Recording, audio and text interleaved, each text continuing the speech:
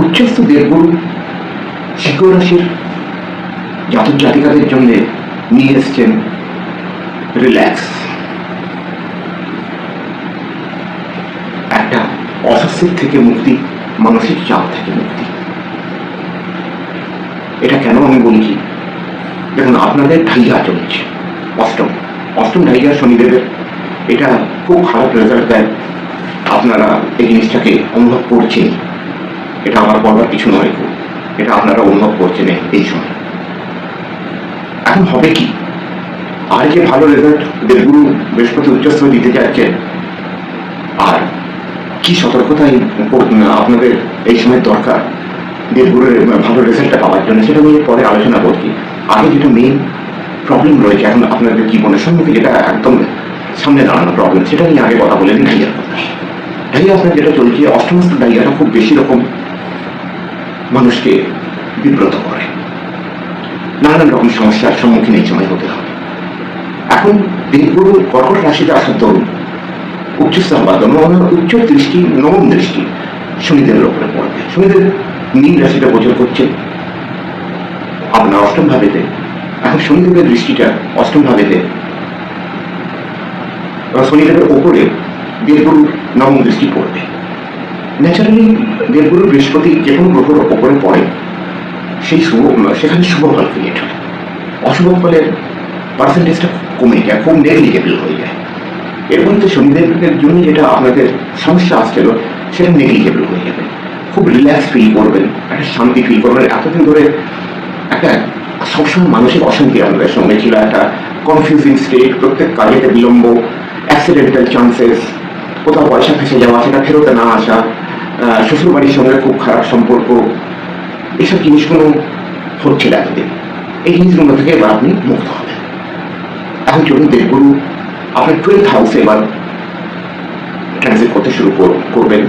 এই ভিডিওটা আমি লেট আপলোড করছি, অলরেডি ট্রানজিট করতে শুরু করে দিয়েছেন from 2nd June, R 21 October অবধি উনি এখানেই ট্রানজিট করবেন।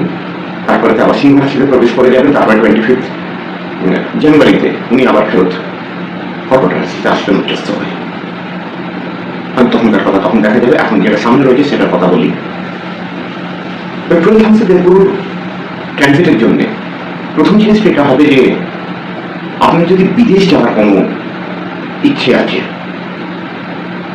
আর সেটা যেতে পারছিল না, কোনো রকম ভাবে বিলম্ব হচ্ছিল, কোনো আপনার লিগাল ওয়েতে জিনিসটা আটকে গেছে, সেই জিনিসগুলো ক্লিয়ার হয়ে যাবে, আপনি যেতে পারেন। বিদেশের সঙ্গে যদি কোনো আপনার ব্যাপার থাকে, কোনো বিদেশি ফার্মে যদি আপনি সার্ভিস করেন, আপনার আশাতীত উন্নতি হবে, সর্বরকমের আয় বৃদ্ধি, promotion, salary hike, each and everything, এই জিনিসটা আপনার হবে। তারপরে আপনি এই সময় খুব ভালো নিবেশ করতে পারেন, ইনভেস্ট বুঝে সুঝে করবেন ভাই। এটা আমি একটা ট্রানজিট রেজাল্ট আপনাকে বলছি, যদি জ্ঞান থাকে তবেই করবেন, কারণ আমার এই বিষয়ে জ্ঞান নেই, সেই জন্য প্রত্যেক ভিডিওতে এটা প্রসেস করে দিল লোকেদের, বা জ্ঞান থাকলে তবেই ইনভেস্ট করবেন। তো যদি এই ধরনের জ্ঞান আপনার থাকে আর যদি আপনি ইনভেস্ট করেন এই সময় লং টার্ম ইনভেস্টমেন্টে, you will get benefit, no doubt about it. এই জিনিসটা হবে। তার সঙ্গে কি হবে, দেবগুরু বৃহস্পতির 3টে দৃষ্টি, পঞ্চম, সপ্তম আর নবম। ওই একটা কথা আমি বলে দিই যে আমি একটা ভিডিও অলরেডি আপলোড করে দিয়েছি, যে আমার চ্যানেল ডেসক্রিপশনেতে আমি তার লিঙ্কটা দিয়ে দেবো, যে এই উচ্চস্থ দেবগুরু শ্রেষ্ঠ ফল পাওয়ার জন্য কি ধরনের পরিবর্তন আপনাকে নিজের মধ্যে করতে হবে। এই জিনিসটা নিয়ে এই টাইপের ভিডিও সোশ্যাল মিডিয়াতে আমি তো পাইনি, তো সেই জন্যই আমি এই ভিডিওটা আপলোড করেছিলাম। এখন লোকে বলতে শোনা পড়ো আপনার এটা দান করে দাও, ওটা দান করে দাও, কিন্তু মেন বেস যেটা দরকার সেটা নিয়ে কেউ আলোচনা করেনি, তো সেই জন্য আমি ভিডিওটা আপলোড করে দিয়েছি। যদি ইচ্ছে হয় প্লিজ দেখে নেবেন, এটা আপনার কাজে আসবে। তো ওটার পঞ্চম দৃষ্টি যেটা, ওটা আপনার চতুর্থ ভাবের উপরে হবে। এখন এই পরিমাণ স্বরূপ কি হবে, সর্বপ্রথম তো আপনার পারিবারিক সুখটা খুব বাড়বে। পারিবারিক এনভায়রনমেন্ট যেটা, ওটা আপনার অত্যন্ত মধুর হবে, খুব সুখময়, খুব মধুরতা ভরা, একটা সবাইকার সঙ্গে সবাইকার খুব ভালো একটা সম্বন্ধ, এসব জিনিসগুলো এবার হবে। আর তার সঙ্গে কি হবে, আপনার মাতৃসুখটা খুব বাড়বে এই সময়। যদি আপনার মায়ের কোনো রকমের শারীরিক, মানসিক কোনো রকমের সমস্যা থাকে, সেই সমস্যাগুলো এবার মিটে যাবে। মাতৃ স্নেহটা আপনি এবার পাবেন। মা তো স্নেহময়ী হয়, কিন্তু তবু ওই সুখটা এবার আপনার আরো বাড়বে। তার সঙ্গে আপনি কোনো চল কিংবা অচল সম্পত্তি ক্রয় করতে পারেন। মানে চল অচল সম্পত্তিটা আপনার বাড়বে, মানে বাড়ি, গাড়ি, এই ধরনের জিনিসগুলো আপনার বাড়বে। যদি আপনি কোনো রিয়েল এস্টেটের বিজনেসের সঙ্গে সম্বন্ধিত কিংবা রিয়েল এস্টেটের বিজনেস যারা করে তাদের ফার্মে যদি আপনি সার্ভিস করেন, সেখানেও আপনার প্রচুর উন্নতি হবে। আর যদি আপনার নিজের ব্যবসা হয় তাহলে তো কোনো কথা বলবারই নয়, এত ভালো, ওতে আয় বৃদ্ধি হবে, ব্যবসায় বৃদ্ধি হবে, সব রকমের বৃদ্ধি হবে। অলরেডি যদি আপনার কাছে বাড়ি গাড়ি আছে, তাদের বিস্তার হবে। এটা আমি কেন বলছি, দেবগুরু বৃহস্পতি হচ্ছে বিস্তার। যে জিনিসটা আপনার কাছে আছে সেটাকে উনি বিস্তার করে দেন, বিস্তার করাই ওনার কাজ। তো যদি আপনার কাছে মনে করেন 2 হুইলার আছে, আপনি 4 হুইলার নিয়ে যাবেন। 4 হুইলার আছে, মডেল আপগ্রেড হয়ে যাবে। বাড়ি আছে, আর একটু বড় বাড়ি হয়ে যাবে। ফ্ল্যাট রয়েছে, বড় ফ্ল্যাট হয়ে যাবে। মানে যে কোনো জিনিসে বাড়ি গাড়ি চলাচল সম্পত্তির সম্বন্ধিত আপনার বিস্তার হবে। দেবগুরুর সপ্তম দৃষ্টি আপনার 6th হাউসের ওপর আছে, 6ষ্ঠ ভাবের ওপরে। এখন সেখানে কি হবে, যদি আপনার কোনো ঋণ থাকে, যদি ছোট ঋণ হয় তাহলে তো সেটা শেষ হয়ে যাবে। আর যদি বড় ঋণ থাকে তার থেকে আপনার অনেকখানি অ্যামাউন্ট আপনার লাঘব হয়ে যাবে, কম হয়ে যাবে। শত্রু আপনার কিছু ক্ষতি করতে পারবে না এই সময়। যদি আপনার কোনো রোগ হয়, কোনো শারীরিক সমস্যা হয়, সেটা থেকে এবার আপনি মুক্ত হবেন। যদি আপনি একটা ওয়ে পাচ্ছিলেন না, how to get the way to serve your self, মানে এটা প্রত্যেক এটা বলছি, একটা কনফিউজিং স্থিতি যেটা ছিল, যে আপনি নিজের জন্য নিজে কিছু করতে পারছিলেন না এই সময়, সেই জিনিসটা আপনার এবার খুব স্মুথ হয়ে যাবে। মানে দৈনন্দিন যেটা ব্যাপার হচ্ছে, এটাও আমরা 6th হাউস থেকে দেখি, তো একটা দৈনন্দিন জীবন যেটা আপনার, সেটা খুব স্মুথ হয়ে যাবে আপনার এবারে, কারণ দেবগুরুর সপ্তম দৃষ্টিটা এখানে রয়েছে। হ্যাঁ ভাই, আরেকটা কথা বলে দেবো, যে যদি এটা বলে দিয়ে দেবো, রিকোয়েস্ট করছি আপনাদের, যে যদি সম্ভব হয়, যদি ইচ্ছে হয়, প্লিজ চ্যানেলটা সাবস্ক্রাইব করবেন। আর যদি আমার বলা কথাগুলো আপনার উপযুক্ত লাগে আপনাদের, প্লিজ ভিডিওটি লাইক করবেন। তো চলুন নবম দৃষ্টি বিষয় জানি। দেবগুরু নবম দৃষ্টি আপনার 8ম ভাবের ওপরে হবে।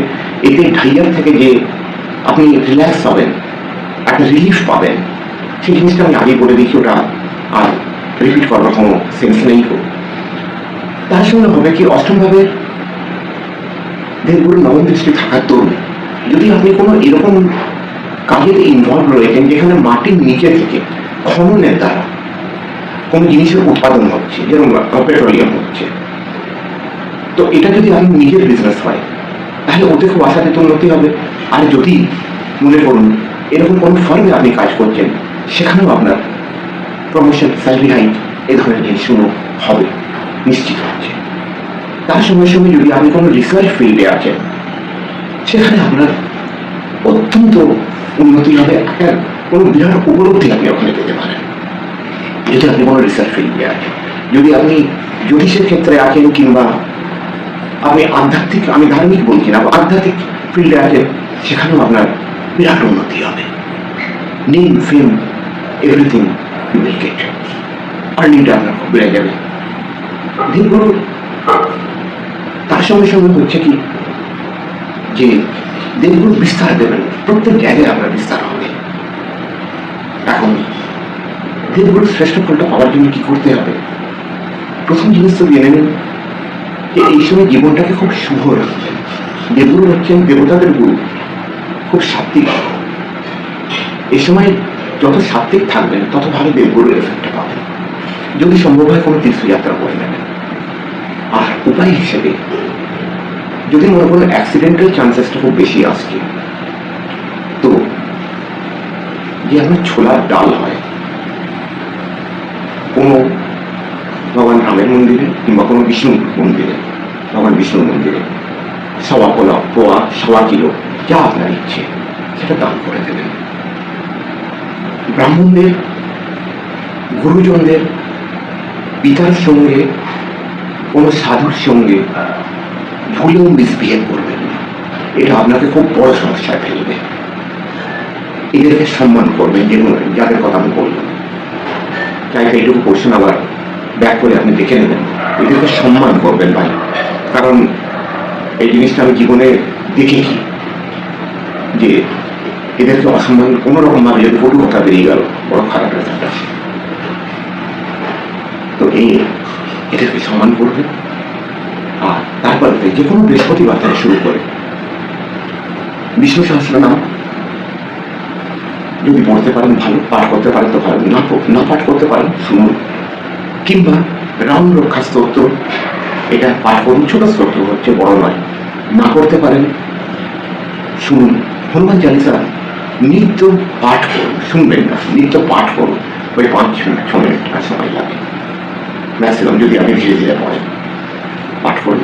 মা তুলসীর খুব সেবা করুন, এতে আপনার আর্থিক স্থিতিটা খুব ভালো হবে। কারণ মা তুলসী হচ্ছে লক্ষ্মী স্বরূপা, বিষ্ণুপ্রিয়া। ওনার সেবা করুন, আপনার আর্থিক স্থিতিটা খুব ভালো হবে।